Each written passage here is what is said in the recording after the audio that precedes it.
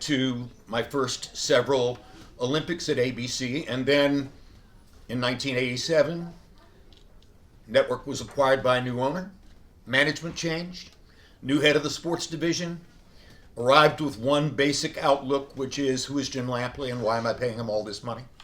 And needed to find a way to get rid of me. And decided that the best way to get rid of me would be to assign me to boxing. Looked at me, saw a preppy white kid, spit and polish, Chapel Hill.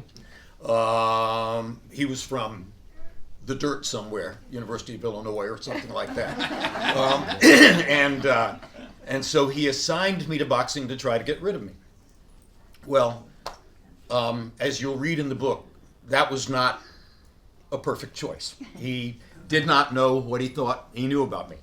And by assigning me to boxing, he not only revivified and enhanced my career, he ultimately wrote my ticket to go to work at HBO, which was in the process of becoming the most prestigious television network ever.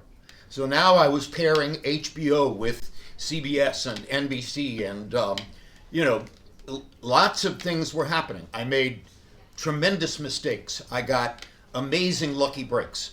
A lot of my friends look at the title, It Happened, My Uniquely Lucky Life in Sports Television, and they say, well, why do you say lucky? You had talent, you had gifts, you were able to capitalize on all of these things. And I say, and you'll read about it, when you are one person out of hundreds who are screened and interviewed for this job, those screening interviews are no more than 5 or 6 minutes apiece. And from that process, they're going to choose, as they say in introducing the process, we're going to choose the face and voice of the American college student. If you're hired out of that process, and you probably, by your own judgment, are the one person among the 432 who least fits all the credentials and qualifications that they said they were looking for, okay? I mean, I didn't fit the paradigm at all. And in the middle of the interview process, I was thinking, why did I drive to Birmingham? This is such a waste of my time.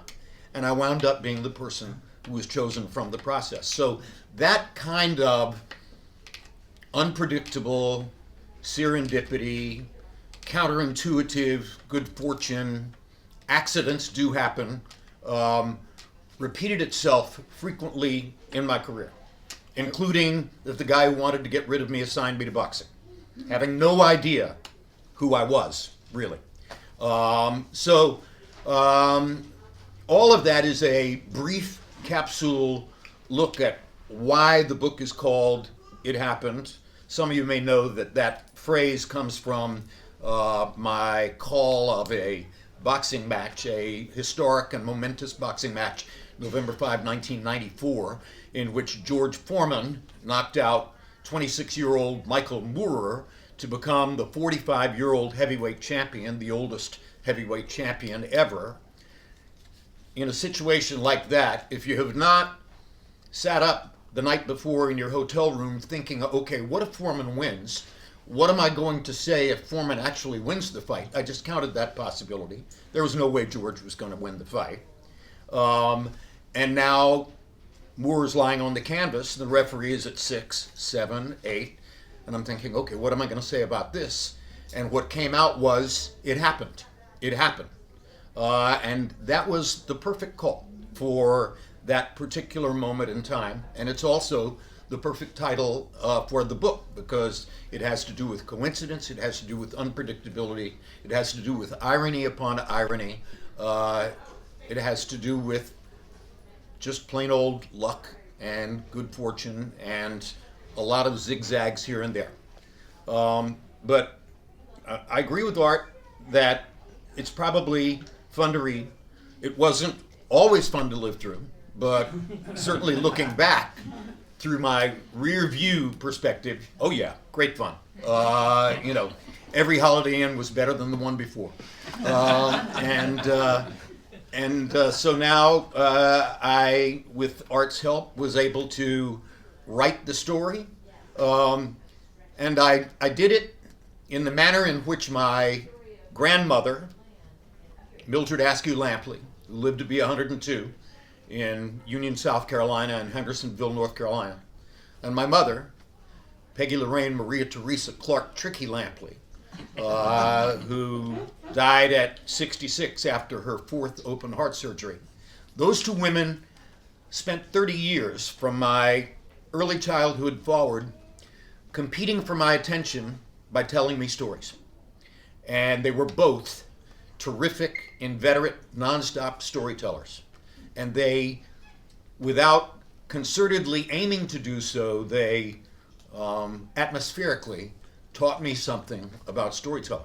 So when I was writing the book, I didn't do an outline, I didn't make lists, I didn't do anything to try to denote the content that I was moving on to next. I would write for a day, write enough to feel like I had written something, go to bed that night, put my head on the pillow and think, okay, this is what I wrote today, what should I write tomorrow? Give myself a few phrases or names to serve as markers to keep me going. And then I would sit down and channel my mother and my grandmother and write the story the way they would have told it. And so if you happen to buy the book and enjoy it, it's a tribute to those two women who atmospherically ingrained into me a capacity for enjoying storytelling. Yeah, and there's so many sub-themes in the book. It's amazing. There's politics because Jim's mother, immediate family were just anti-racist in the Deep South, which was a very dangerous thing to be in those days. I mean, it's just a story. And it happened was because Foreman had told Jim, when Jim tried to talk him out of doing the bout, the foreman told Jim that you watch. You watch. Moore's going You watch. Moore's going to stand in front of me in about the 7th or 8th round, and ask me to knock him out. And that's exactly what happened, and that's why he started yelling. But I want to. There's so many words that Jim, he can talk about this thing, forever. But obviously, we want you to read the book. He's in 14 Olympics, more than any other sportscaster. 7 summer and 7 winter. And he can talk about More than any other American sportscaster. Who knows whether there's somebody in France who's done that. I don't know. And he can talk about as many as he wants. He was at the Miracle on Ice in Lake Placid in 1980. So, but the one is fascinating to me is when he said nothing.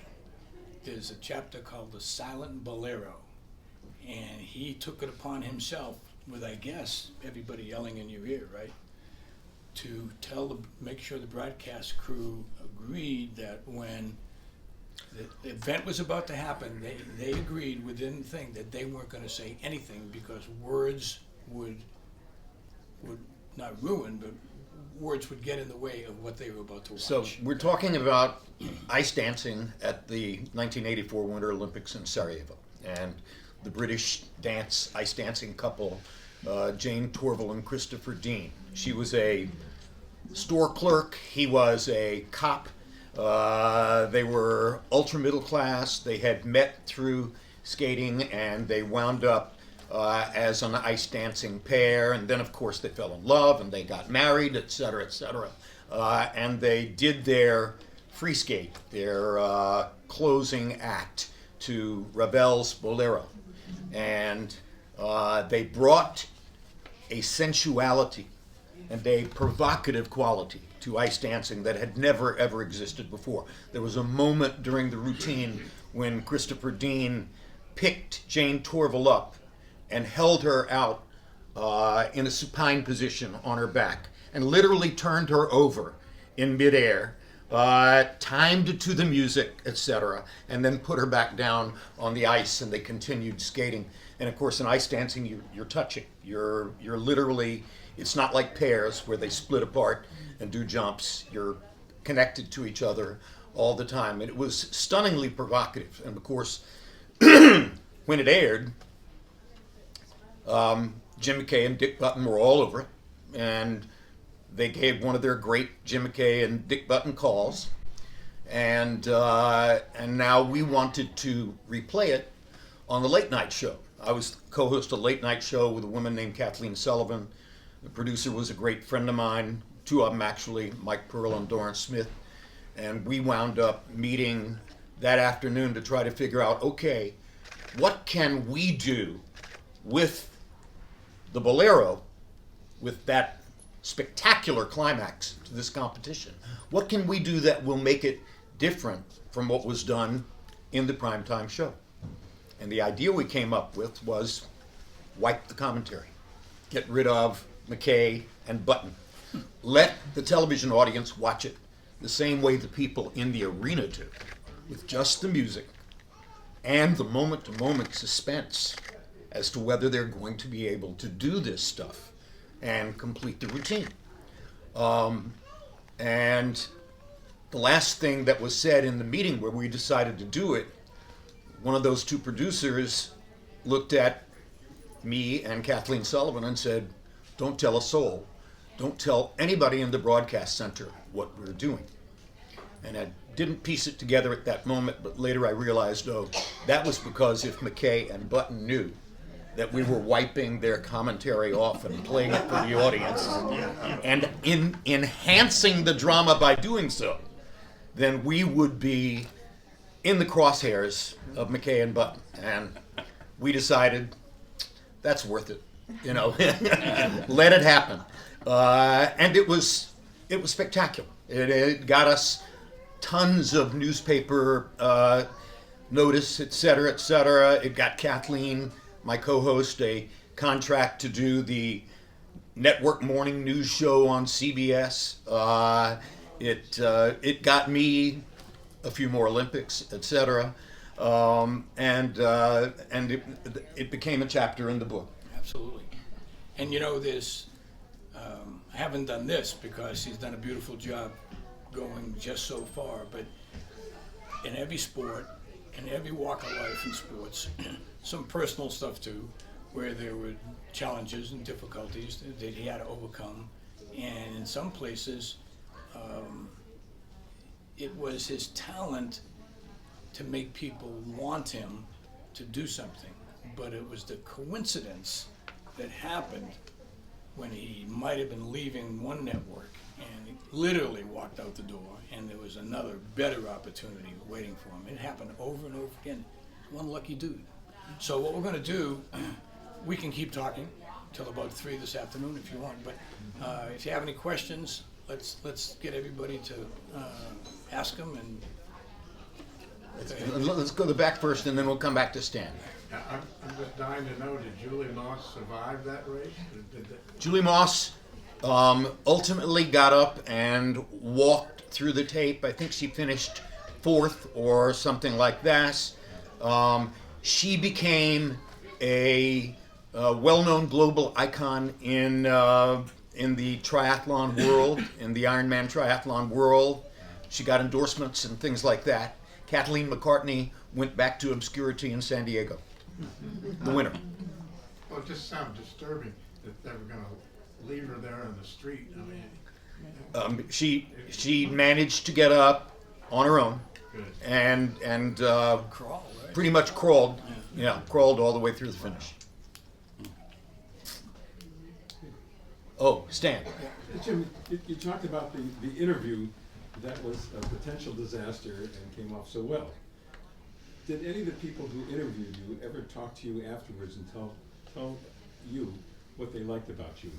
So there's a person named Dick Ebersol, and Dick Ebersol was Rune Arledge's assistant in 1974. Rune Arledge was the iconic, globally famous president of ABC Sports. He had created Wide World of Sports. He had taken McKay out of Baltimore as a newsman and made him into a global icon sports host, et cetera, et cetera. Discovered Howard Cosell. Right? What's that? Discovered Howard Cosell. Yeah, he created Howard Cosell out of thin air.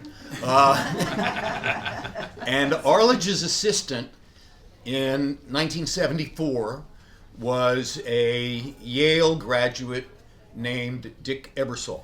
Now, Dick Ebersol was later to go on to a storied career. He was the original executive producer for Saturday Night Live. He became head of sports at NBC, et cetera, et cetera. But I met him in Birmingham, Alabama, when he along with two other production types, were out doing the college age reporter initiation tour. And the college age reporter initiation tour interviewed 432 college age or close to college age students who had been identified by communications departments, athletic departments, journalism departments, et cetera, all across the country. They went to 16 different places. And I went to Birmingham, Alabama, which was, as it turned out, the 7th or 8th place at which they had done these interviews. And you'll read in the book the story of my assessment of Ebersol and my response to Ebersol when he first came into the room. And to make a long story short, he wound up writing on an evaluation form after my 5 or 6 minute interview. He wound up writing arrogant, abrasive, alienated, antagonistic. Okay? Later, things go in different directions. Arledge winds up saying, did we talk to anybody who did have on-camera experience? Yeah, there was one guy. He's at North Carolina. He was a graduate student, not an undergraduate student. At any rate, long story short, as you'll read in the book, I wound up getting the job. And Ebersol shows up 4 or 5 other times at very meaningful stages of my career. Almost always with a positive result, despite the arrogant, abrasive, alienated, antagonistic original evaluation. And became your label when he we became very good friends. And in fact, we became such good friends that at my last of 14 Olympics in Beijing in 2008, and I had, at that point, I was at my 14th Olympics, and I had been basically a studio host ever since 1984. So that's 24 years during which I only appear at the Olympics as a studio host, but never the primetime host. And in the week before the opening ceremony at Beijing, Ebersol called me into his office and said, I just want you to know that we all know who you are, and we all know what it is you have dealt with all these years, and we get it. And I said, well, what do you mean by that? He said, well, I have an opportunity to do something for you, and I'm going to do it. And the opportunity was he would send Bob Costas, the primetime host, to the stadium to do a very meaningful interview with, I believe, the IOC president or the head of the Beijing organizing committee.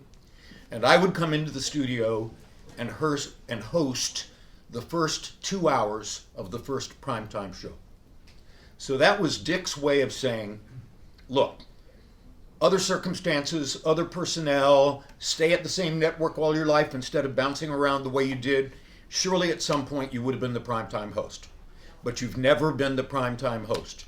And you're just as good as McKay and Costas and the people who have done that in front of you. So I'm going to acknowledge that by giving you your hour, and it'll be the first hour that we're on the air from Beijing. So I wound up with a very soft spot in my heart for Dick Ebersol, who called me arrogant, abrasive, alienated, antagonistic. Maybe he was right. I don't know.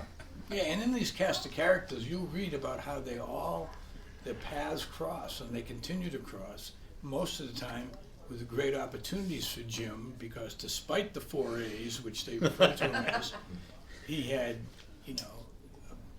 incomparable talent that they needed for certain things. I think I'll tell this story too. He was just leaving CBS after he was moved out of ABC and ended up being KCBS in LA, and then the news anchor, and all kinds of personal things happened to him that you'll have to read about. But he was at Barcelona.